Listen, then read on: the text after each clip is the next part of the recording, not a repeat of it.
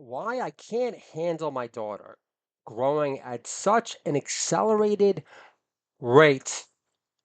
Um, on my way to dropping her off for her final volleyball tryout, and we're at this intersection, and these two guys took their sweet ass time talking to each other, exchanging sweet pleasantries. And my daughter, out of nowhere, says, "Get a room." And I said, "Enough already. It's bad enough that you've got breast buds." My daughter says, "But daddy, according to mommy, I'm the last girl in my class to get them." I said, "Then why haven't mommies sprouted yet?" This is the old school love podcast where first loves never die. If you could believe it, I am a broke comedian. I'm a shadow band comedian. I'm so broke my Hebrew name is under judicial review. Kevin Hart has a career I don't. Kevin Hart makes an awful spokesperson for the Chase Freedom Card. Does Puff even let him out of the house without giving him a recess pass first? I want to talk about a bunch of things. So my daughter, she found out today from her coach that her future coach, the varsity coach, that coach said, well, I could put you on JV, but you would always stay on the bench and you get no playing time. So you're going to play modified instead. And my daughter's always been hailed as this like mini genius.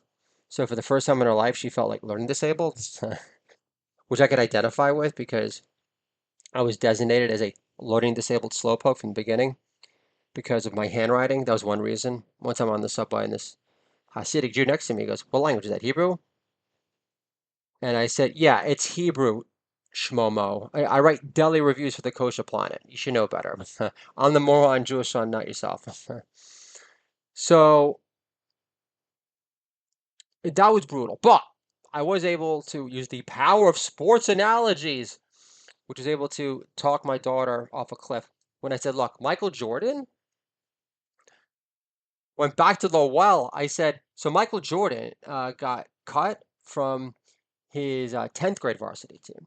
And the reason why I said this was because our coach was saying, "Look, so you play in the learning disabled, war team this year. So you play in the modified less than stellar league this year. But if you kick ass, and that's what I'm planning on seeing, you get to play varsity for 4 whole years, which is unbelievable." And I also brought up examples such as Hakeem the Dream Olajuwon, how he didn't start playing basketball probably till like his junior year because he was playing soccer before then. And he's arguably the greatest center of all time. Amari Stoudemire experienced that amazing rebirth in his career. I don't believe you're interrupting my awesome flow. So you could bet $500 per hand in blackjack and like double down on a three and a five. Okay. Okay. I understand. Double down an eight. Okay. So let me continue my flow. You're ruining my flow. Flow killer. Take it, play blackjack, get out of here. I thought you were playing outside. I explicitly did this podcast so I could get into a flow and not have to like stop it. What? You're here right now. You're here and you're crying. So now the audience can hear you crying. So say something funny or this podcast is a bust. Completely kaput. What are you going to say? Tell the audience. What do you have to say? Come back. What do you have to say? Don't leave me. Come back. Come back. Be mentally tough. Like MJ after the Pistons used to beat the shit out of him. And he put on 30 pounds of muscle and completely asserted his manhood. Come back here. Reassert your manhood. Reassert your manhood. I will take back your nickname, Hardcore Hunger Rocks and All Metal Baby, starting today. Come back here now. I'm listening. Go. Get here to the microphone. You're gonna say something funny. Come here. Do you want me to press pause? Do you want to say pause, Daddy? So whenever my children want to interrupt me, they say pause, Daddy. So go. What do you got to say? Talk while I'm talking. I can't leave dead air. It's a kiss of death. I can't leave dead air. So talk while I'm talking. You want to talk later? So you're not going to give me anything to work with. Chosen curls? Come on, nicknames are gonna go. Say anything. Say eat my butt right. Say anything except you crying right now. Anything. Call me a moron, Jewish son. Anything. Just say something. That's not you being not having this like pained expression on your face. Please. Anything. Mueller. Come on. Are you a star? You want me to write you movies? Come on. Say something. Anything. You're not a mute. You're not some boring Gentile. Say anything. What's it going to be? So what? You discover what? You learn what? I'm a worse father than Rory's father in Gilmore Girls. Is that it? Is that what you wanted to say? Please say something. This is the most boring stretch of my podcast career. Now, that's a funny line. I finally saved myself. So you have like 20 seconds to say anything. I will shut up for 2 Mississippi and you say something. 1 Mississippi. 2 Mississippi. Vamoose, get out. Go. Go. Tell me later. So, folks, you could say you're an asshole. You're a do-it-all coach dad bust. You freaking traumatize your kid. You put him on the spot. But he's able to bust my balls. We had a plan to go out for my birthday 2 years ago. We were going to go to the Oyster Bar. And instead, I decided to go out to lunch at freaking Mayapeck of my wife. And it was nothing that special. Of course, I'd hear about I was talking too much about myself again. God forbid I indulge in my ego on my birthday. And I come home later that night and I tell my son about the freaking lunchtime bus on my birthday, the birthday bus lunch. And my son says, I gave you a chance and you blew it. Now, I'm not going to say Harker Hunger Rocks completely blew his chance at keeping the greatest nicknames of all time, that being All Metal Baby and Harker Hunger Rocks, because he's done way too much bad assery to just lose those nicknames out of the blue. Because this is a kid that was helping me sell my book, Just Red Pilled, and he'd approach random grown men. I'd say, excuse me, can my son ask you a question? He'd say, yeah. So who do you hate more, Fauci or LeBron James? And then he'd start pitching my book, Sloppy Second Stories. He said, well, you'd really like my daddy's book, Sloppy Second Stories, especially my personal favorite, Smackdown Satan. Holla! Owen Hart lives. Thank you very much. So back to my daughter's volleyball. Back to my MJ analogy.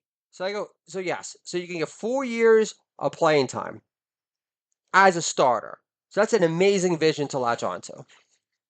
I always give myself shit saying, well, you'd be so much farther ahead in your comedy career if you started doing stand-up, let's say like in college, like a Dave Chappelle or a David Cross. But, that didn't happen. At the same time, I started writing or getting into comedy writing in my early 20s. So like how much earlier? Because I could have I like thrown myself into it? I mean, I guess I had to become a ineffectual pothead to realize that I couldn't get by on my personality alone to be funny all the time. What do I mean by that? What I mean by that is, yeah, just because you made your high school friends laugh doesn't mean you can make kicks in the Midwest laugh when you're getting bombed and you're smoking shitty weed and your humor isn't as received. And so that was rough when I went to Lake Forest College. I remember senior year being considered funny and I had nicknames in my honor. Bun Man Bun Man. So that was funny. I haven't mentioned this in the podcast. All right, this is a reason to get your wife pregnant by mistake. So you could go on vacation for a couple of days. Who cares if you're a dependent gimpy bitch and you have no money and you've made no money off your comedy outside of selling some books with your son and some by yourself, which is great. But anyway, so the point is that and getting a TV writing break, I don't know, 8 years ago with VH1 Classic. But so all right, so you get your wife pregnant by mistake for your lucky number three, and you're in Dewey Beach and your son. So for the first time, he addresses you by your first name, which is obviously like a big like no growing up. Like you would never dare to call your father by his first name. I'm gonna do that right now on the old school love podcast. I've never called my dad by his first name. Steven, why do you have to be such a dick? Although the only time I would say Steven is when we would impersonate my mother. No. You know what? No, it didn't work out that way. Instead, it was me impersonating my father whenever he'd piss off my mother with his tactless, completely tone deaf personality, if you want to call it that. And she, he wouldn't listen to her, and he was being domineering and pushy and just, not an oasis of freaking pleasantness. And my mom would storm off, and my dad would say, Carol! So, but would never call my mom Carol, never done that. The first time again, 48, never done it. So, anyway, so get your wife pregnant by mistake. So, out of nowhere, you're on vacation, and your son calls you Josh or Michael, Michael Joshua Kornbluth, and you say, okay, not kosher, baby. But I said, okay, but it's a little funny. So, and it can grow on me. So how about during Hanukkah or during my birthday? And this is all based on the fact that I don't fuck up this next job as a director of sales for the Danbury Knight Riders, or the fuck they're gonna call this indoor football team. And but if Daddy fucks it up and I'm unemployed again, I would still prefer for you to only call me by my first name on Hanukkah. But feel free to call me a moron Jewish on any day of the week. I have no problem with that because it's way comical and doesn't cut to the bone as much. And but again, the reason to get your wife pregnant by mistake and give birth to the most glorious Abulan kid, shows and girls is bound to woo, was for him out of nowhere to go to an inspired comedic riff of sorts, but not really, and not ever being rantish and saying, Josh, Michael. And then he goes for the comedic kill of all kills and starts delivering your old school cherished rock star nickname. It says, Bun Man, holla! Bun Man lives! So, old school love podcast, giving love to nickname, greatness, creation, holla! Nickname, greatness, creation, holla! Think I got the title for this one. Thank you! That being this podcast, very much. Nickname, greatness, creation, holla! Thank you! Very much. So, my daughter's fine now. So I'm glad that I was able to use that Michael Jordan analogy and talk about Hakeem. But like I said, Amari Stoudemire, his post game completely radically transformed after going to that big man camp with Hakeem. So he must have, taken a break from banging freaking gazillion hoes on the regular and like literally put down the ganj and just focused on footwork. And he had these spin moves. I mean, he was automatic. I mean, he was guaranteed money in the bank. You gave that ball, you fed Amari the ball in the post during that one like 2 year run when we had Gallinari and Chandler and Felton. They ran the pick and roll to perfection. He was unstoppable, unguardable. You could have put Shaq, Manute Bol, Bill Walton, Kevin McHale, and Gilbert Arenas with a gun to his head, saying, "You're an example of one of those athletic players that MJ never got to face fuck for a living. Holla!" So I can't wait to run into Gilbert Arenas one day as a semi-famous comedian at the craps tables in Vegas, and I could say to his face, "So Gilbert, so did the Washington Bullets change their name because of you?" Nickname, greatness, creation. So Gilbert, we'll call you Shotgun Blues. Holla, thank you very much. I mean, he's makes a lot of money. He does his podcast. He does have interesting takes, and he is But I just feel that like his takes are always very black supremacy, very old world dissy, uh, and it's like, dude, like you had like one season where you tore it up and you got like $100 million contract, and you're gonna act like you're this basketball savant. Like, go woke yourself, seriously. So, but he's a good-looking brother, and but to say, I mean, this is just dumb for him to say, yeah, I'd rather have James Harden's 100 millions over Robert Horry's career is just symbolic of why like hip hop has lost all like cultural cachet and respectful, enviable shinage in my eyes. As you get older, you start smoking weed. It's like, okay, Beastie Boys were great. Jay-Z was unbelievable, an amazing run. You can't listen to Kanye anymore because you're like, okay, he'd make jokes about Hitler. And, oh, tell me not. I mean, great lines. But yeah, he does sound the same in like all the stuff. And, but like Jay-Z, as far as like a record run, was untouchable. And then when like busts out like the stats for Nas, it's like, yeah, like, one great album, like 12 years. I mean, if you're a lyrical genius, you should be able to bust out more than that. I mean, I've done 146 comedy records in, I don't know, 3 years. So, and none of them have been garbage. So, just saying. But anyone talk about Jay-Z, everyone's about Beastie Boys, Fat Boys. I like Crushing, but that album was perfection. They were great. They were unreal. I mean, Run DMC obviously was awesome, Raising Hell. So, how great is 86? I just finished watching the documentary on Once Upon a Time in Queens. 86, Cinderella Night Songs came out. Nobody's fool! Final Countdown by Europe. Look what the cat dragged in. I want action tonight! So, that came out. And Raising Hell. Beastie Boys, I said, like, whoo, fan out the freaking flames. That is ridiculous. Top Gun came out. Crocodile Dundee. My wife's from Australia. We went to get married there. My mom shot it down. She calls me on the phone. She says, son, Australia is a long flight from New York, and your father doesn't love you that much. You're the sloppy second son for a reason. You better recognize. I don't care that our favorite son, your younger brother, Sir Snort-a-Lot, makes Hunter Biden look like a slacker underachiever in comparison.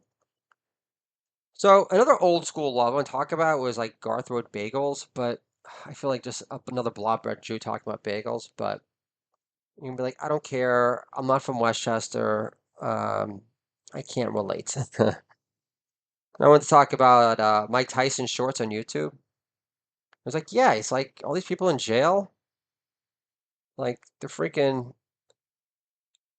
not hard. Like they're weak-willed faggots that couldn't stand on their own feet in the real world. I'm like, that's an interesting take. I think Mike Tyson should have James Harden's job. I mean, Gilbert Arenas' career from a podcast perspective immediately. So, I had my colonoscopy uh, appointment today, not for like the actual procedure, but for them to tell me like what my options were. And so I thought I could poop in a cup, but they said it's basically going to give you like fake news, like reveals that's not really it's thorough enough. So, or I could like do like the liquid diet, go in, and I still think I take a shit. But then they eventually they jump something up my ass, and I'm like, okay, doc, don't worry about it. I lived in West Hollywood for 6 years. I'm past the point where I'm concerned about being anal about ass play. So, and then I had a fun time saying, so doc, so can I get monkeypox from sitting on a toilet seat? And then I developed this like surging interest in like wanting to bang my gastroenterologist, or at the very least letting her freaking fist me with a whole bunch of laxatives or lube, whatever was fucking handy at the time. And we're going like, I always wanted to fucking fist a Jennifer Flo comedian. Yeah. Because she was saying when I asked her about like the monkeypox thing, and I don't know, the conversation skipped to HIV. I'm talking about Truvada. I'm like, so like, can you like not die of AIDS anymore? Like, what's the deal, doc? She's like, well, yeah. She's like, viral low. If your viral load's low, you can fucking go. You got Truvada. You could go on a fucking barebacking tour of Bangkok for Hanukkah. If I've ever listened to one of your podcasts and found out what a flaming faggot you actually are in real life. So that was fun. But yeah, I was telling her, like, look, doc, like, I just, I hate how these kids raised, I hate how Generation Truvada, these kids raised on HIV suppression commercials, are never going to have, like, they're never going to be plagued by, like, the gun-shy trepidation of, like, randomly sticking, like, their dick in, like, random holes and thinking that, it could be, like, a death sentence, unlike the itchy esophagus caused by COVID. So, and she's like, yeah, so if I had the choice, I tell my husband, if I get HIV or diabetes, I take HIV. And I'm not getting a stiffy, but I'm definitely interested in hearing more. And she goes, yeah. So I'm like, yeah, doc, because like with diabetes, you could lose a limb, right? Whereas like now, what you're telling me, with these HIV suppressors, in fact, you would have an overextended middle limb. Is that correct? And she goes, yes. So yeah, at this point, I'm like, doc, just bend me over right now. I don't need any fucking laxative. I don't need the I don't need loop. Just jam it in now. I'm getting a slight outgrowth. Don't tax me on my unrealized gains just yet, because I'm gonna pop a full hard 8 wide one in about 2 seconds. Booyah, tribe! Okay, so let's just go to a glory hole and get HIV together and live happily ever after. Because I would assume I've got carte blanche to bang whatever I want. Because that's why I'm doing my year without Goonish. I'm recapturing lost time. So, like, what you're really telling me, Doc, and I'm having this conversation today in freaking northern Westchester County. I said, so, Doc, what you're really telling me is that, like, right now, like, we really should be in the midst of a sexual revolution, and that this is, like, the perfect time to, like, relive my lost youth. So, new time for the podcast. We live lost youth. Holla, Doc! Yo! Very much. Relive lost youth. So, write that down. I mean, it sounds a little cliche-ish. Relive lost youth. So I was going to talk about. So apparently, like you can't. Apparently, the most horrific form of hate speech is making cocaine jokes about Hunter Biden. And what's even worse is when, you recycle a cocaine joke about your brother and just sub in Hunter's name. Because I was like checking in to my asshole cancer evaluation appointment, and and I said, yeah. So like my wife, she works in Northern Westchester. I'm a total dependent gimpy bitch. I'm on her insurance, and that she's obviously a highly functional nurse. She works as a lactation consultant. I call her the boob doctor. And she says, yeah, so, and I said, she's the exact same birthday as my younger brother. Not the same year, but like the exact same date. And my younger brother makes Hunter Biden look like a stalker underachiever in comparison, which throws the entire astrology chart into question. And the check-in lady got tense. I go, like, poor Hunter.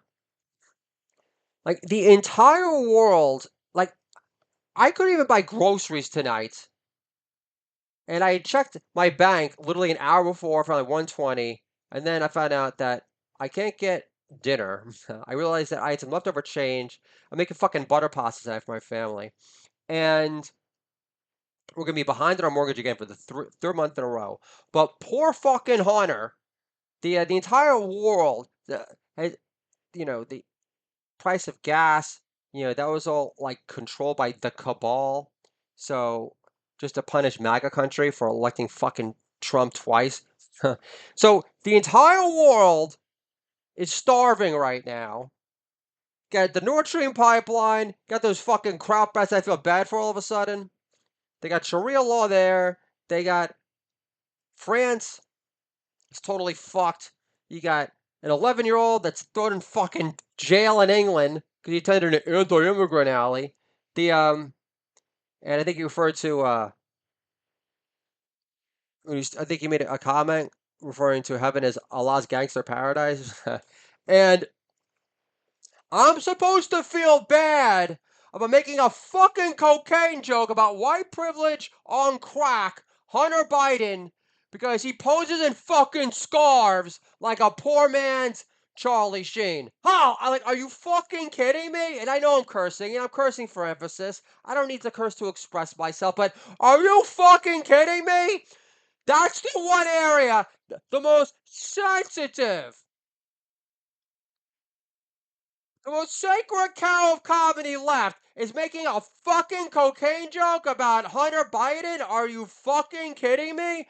Knowing that the Facebook, they buried the Hunter Biden story, all to freaking help empower the steel that could wreck the economy, make 600,000 Yukis die, 100,000 Russians die, have Jewish students have the never being able to attend a university in fucking America without having to deal with hipsters for Hamas and real life freaking radicalized terrorists knocking their door, wishing that they'd be fucking dead with all the other people at the Nova Peace Festival. Like, are you fucking kidding me? So the entire world been turned upside down into like dark end of days awfulness to completely conceal Hunter and downplay and distract Hunter Biden's endless streak of fuckitude where he's getting paid 40 grand a week to push Borscht as a new kombucha for a Ukrainian energy company called Crackheads one with white privilege or us. Are you fucking kidding me? But no, you can't make fun of Hunter. Can't make cocaine jokes. I mean, was he molested? No, because Joe's into little girl sniffing, obviously.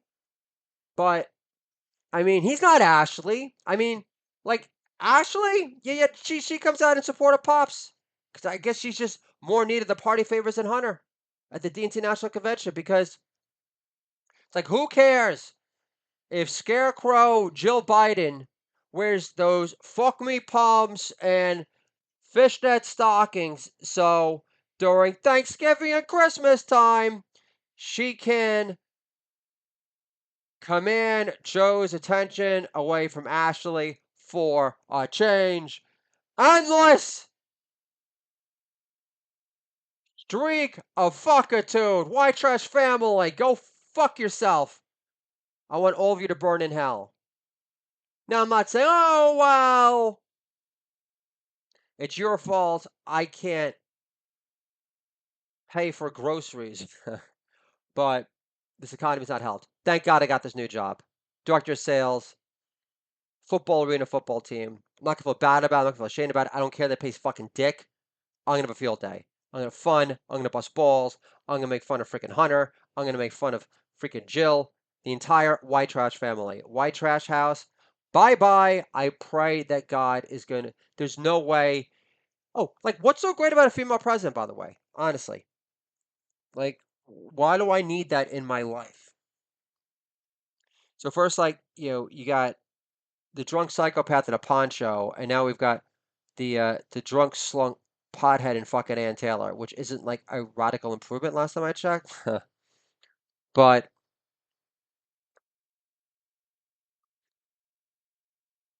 I just want to talk about getting fisted again by my new gastroenterologist because I'm gonna get in the position and okay, doc. So tell me again about how you want to get HIV over diabetes again. Oh, yeah, that's right. Because you can lose a toe, but I can keep a fist and a permanent army of cocks on my ass for all eternity, and not worry about dying. Sign me up, coach. I'm ready to play. Holla! Thank you very much. Most outrageous podcast yet. So is this my last podcast? I mean, did I really decide to do a podcast so I could just ramble and express my homoerotic desires? Is this what 8 years have led to? Apparently. So, this is the Old School Love podcast. But if we're going to pinpoint, if we're going to penetrate deeper, and if we're going to figure out the essence of this first love, it's not going to be Garthwood Bagels. this is why I'm going to stick my dick in that hole any day of the week, is, and it's not Mike Tyson. It's not,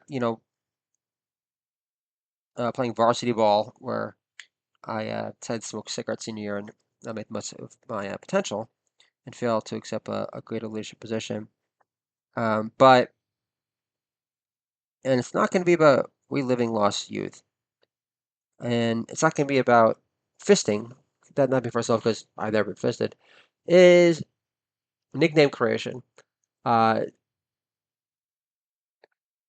I still think it's super gay to give yourself a nickname. I think giving yourself a nickname is gayer than admitting that your new biggest target on the world is getting fisted by your uh, gastroenterologist. No offense, Lenny Dystra, but you want to get back to me already? I sent him a letter today, and I made fun of Keith Hernandez. I said, "Fuck that uppity cunt, fuck that uppity cunt cat lady who acts like his shit doesn't stink, whose panties are in a perpetual bunch, whose grandma drawers are in a perpetual bunch because Gary Carter got into the Hall of Fame over him." So yeah, it's like senior year. I was social, 'cause I went to Israel the summer before and I hooked up with a couple of girls and I won the international award, my second award at that point in my life. I like the fact that I've won three awards in my life and they've all been invented in my honor. The only awards I've ever won were invented in my honor. So you can say, oh, great, whoopsie-doo, you had no competition. But it's nice to inspire awards. First was international award in Israel, hooked up with two Israeli girls. One, my first time I never hooked up with a girl before. Her face resembled a wet mop. I did this move. I don't know where I learned this move from. I zipped down my pants for her to give me a hand job, and I don't know. Remember being kind of lackluster. I don't know what happened there. She did not blow me. And then I hooked up with this girl Hermit or like Kermit or something. It's like really funky. She's pretty. I remember these like badass like IDF Israeli guys like, yeah, well, if you only met her 2 days ago, you'd be banging her, something like that. I'm like, yeah, dude. I'm just like happy that I finally got the first base. Um, I'm not proficient in going all the way with Israeli trim that would categorize as like a 7.3 on the early MySpace beta version. So uh, yeah, and then the second nickname, and the second time I got an award was most improved basketball player. It had this sense I was like gonna win it too. I never cried. I remember blowing off canteen mixers, and they make fun of me. "Oh, you fag." I'm like, oh, you guys are up to something. But yeah, I was just so shy. I had nothing to. I'm like, I have nothing to share. I'd rather like we crack magazine. And I jerk off to Alyssa Rhodey. Uh, she great tits. I mean, she's a woman that you could fucking drop one viral load into another and like have it like never go limp. But Alyssa Rhodey, and it was hot. Like she's like back in the day, like these girls, they'd walk around with like boxers with like college names on them, and they wear them as like shorts. So that was really hot. And like I wouldn't even care if her box tasted like smelly fishy. Like I get into it. I wear a mask for that occasion. So I mean if it was completely unbearable. But and if she needed it before I split a service into. So Alyssa Rhodey. So nickname creation. So okay, awards. So I won an award that's invented my honor. So we got international award in Israel, and I got third degree burns that summer because I watched this girl Jamie Farber. Like she had these great tits. They look like implants. I wouldn't be surprised. I had girls in high school that got nose jobs, so yeah, winding up the ante. And I remember she's Hawaiian tropical oil. I'm like, oh yeah, I'll do that. And me having no concept of tanning because we never went to any tropical vacations growing up. I went to Puerto Rico and that was great, and I'm not complaining. But just saying, like when you go to the beach, like I realized this summer I'm 48, played volleyball with my daughter. I lived in Hermosa Beach for like 9 months. I played volleyball. So anyway, and I passed out the pool and I got 30 degree sunburns and it felt like I got shot in the stomach. I mean, I'm sure getting shot like doesn't hurt compared to that. And so winning that award was pretty cool. And then I got most improved basketball player, cried, bawled. Like I remember blowing up canteen mixers to work on like my shuffling defensive skills. And that was really special. But I cried. I was like overwhelmed with emotion. And then fast forward my senior year. there was an award called Grooviest, and I got it. And I came with this good idea when I posed as Sharon Blonde, or I guess like the Staying Alive pose. And Sharon was a fucking another blobber Jewess. She was from Israel. Completely boring. Nice tits. I'm like, yeah, I wanted to bang you, but I don't think I ever actually like came while jerking off to her because you could tell she was total dead fish. Anyway, so yeah, 3 awards. But I was given that award because I had friends like Ari. I think he came out with Bun Man, and then I think I was really into weed. So I was talking about Bud Man, and then there was like Bun Man, Joshy Buns. Bun Man goes to the mountain. So to hear my son say Bun Man, was too much. So I'm going to dedicate this episode to Anthony Russo. Anthony Russo is no longer with us. Took his life. Anthony Russo was a year older than my brother, so 41. Father found his body. Um, I think hung himself and was positive. I won't go to the funeral. My brother's a dick for not telling me about when it was because he's wanted to make it about him. Now it could have been him because of all the times he um, OD'd from or was brought back to life with a Narcan when he was on fentanyl. When he decided to fucking add fentanyl to his resume in his 40s. It's ridiculous. But Anthony Russo, like he always had that glint. I remember like my first open house party was in 10th grade. So I'm writing the screenplay right now about, my character getting sober, him experiencing real clarity in his life for the first time, and him making his own decisions, and him choosing fight over flight. And originally I wanted to call the script 32 Years Gone. I mean, that's what it is, very obsessed with this theme of recapturing lost time. And, but, I mean, that's when I started drinking, smoking weed. It was 10th grade. I remember there's jello shots in my leg. It was yesterday. It's in the car. I was like, touchy feely with Sashi. I was already very into the, yeah, I can get away with this because I've had a couple of drinks thing. I mean, I wasn't like dating Chappelle, and then like when my friend was saying, yeah, dude, like she's dating Rob, like that wasn't cool. I'm like, okay, I guess I'm more alpha male than I give myself credit for. All of a sudden, I'm like Dallas Strawberry, Once More Time in Queens, saying the mantra, we're gonna go to your town, we're gonna drink all your beer, and fuck all your women. I think Beetle, and fuck all you guys up if you want to fire those. I think that was a part of it. But so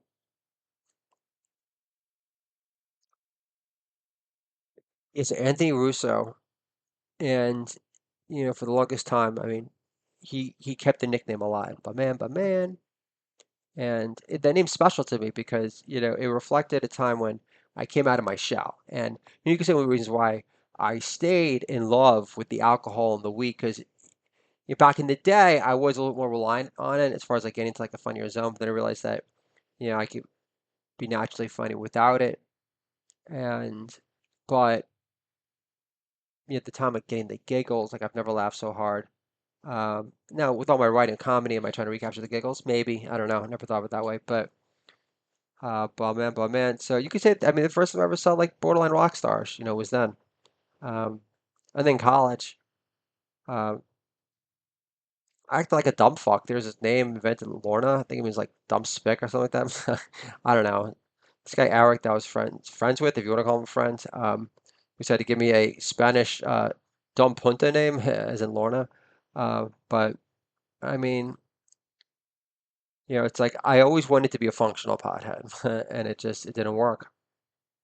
I mean, can I be funny on weed? Yeah, but I can't. Where am I now at 48? I can't.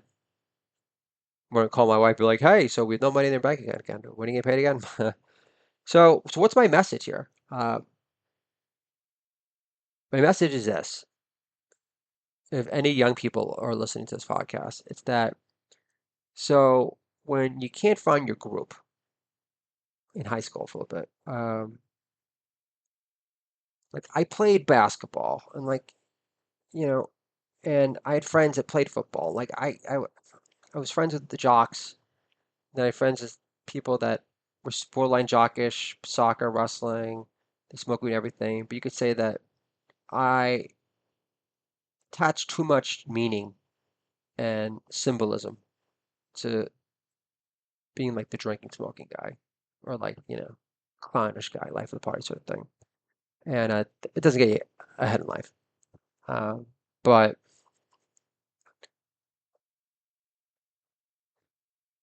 And, for me, yeah, I just don't want to be a no-show drunk. Like Linda Bruce says, like comedians, most comedians are no-show drunk. So, that's why I've done this year without Goonish, which is no Adderall, no weed, nothing. So we're like 8 months in. So, about 24 pages into the screenplay, so it's moving along. I'd like for it to move along faster, but I got kids. I'm still trying to develop interest in my books, my letters to Francis Ford Coppola and Daisha, a new person out to listen all the time. But so when I'm doing these podcasts, I want to express myself. So I wanted to doing YouTube Shorts when I can. So, but Bun Man, you could say that my love of getting a crowd off started with the creation of my name, the nickname, Bun Man, and wanting to live up to it, wanting to live up to the hype, wanting to live up to the hoopla. So, that's, like you can't fake look, if I was some, deadweight conversations like Turtle, would they be yelling Bun Man? Most likely not. So, uh, I don't want to give up on my funny man side. I mean, I was just getting screams today when I was going to get my asshole assessment review test.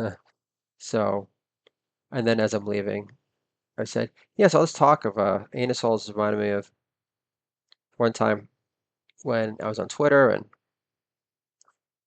I was making these commercials for my staffing company called Stand Up Staffer. I've been talent hooking since Y2K with my daughter because I couldn't afford camp.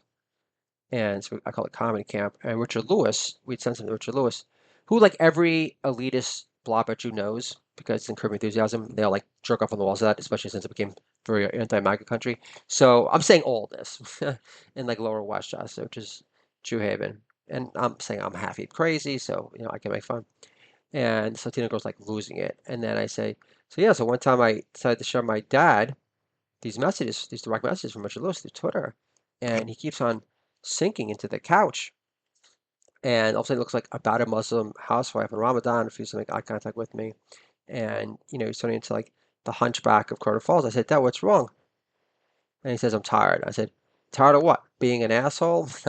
This is the old school law podcast where first loves never die.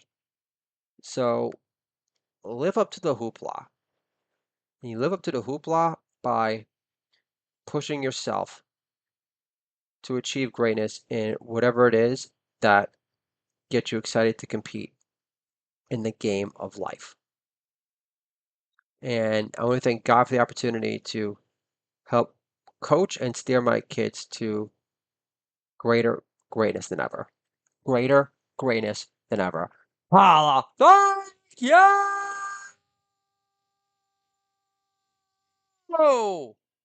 very much.